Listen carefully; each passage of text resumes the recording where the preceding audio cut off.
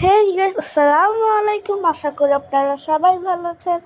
আল্লাহর রহমতে আমিও ভালো আছি। সো গাইস, আজকে আমি সকালে ঘুম থেকে উঠেই আমার অনেক খিচুড়ি খেতে মন চেয়েছিল, তাই সোজা চলে গেলাম আমার পাপ্পার সাথে নিচে। আর নিচে হোটেলে গিয়ে খিচুড়ি এনে খেতে বসে পড়লাম।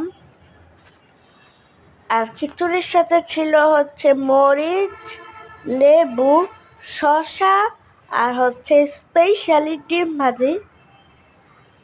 আর কার কার শীতের সকালে এরকম খিচুড়ি দিয়ে ডিম ভাজি খেতে ভালো লাগে অবশ্যই কমেন্টে জানাবেন। আমি খাচ্ছি আর অনেক মজাদার এই খিচুড়িটা। আমি আসলে খাচ্ছিলাম আর টিভিও দেখছিলাম। Bye bye.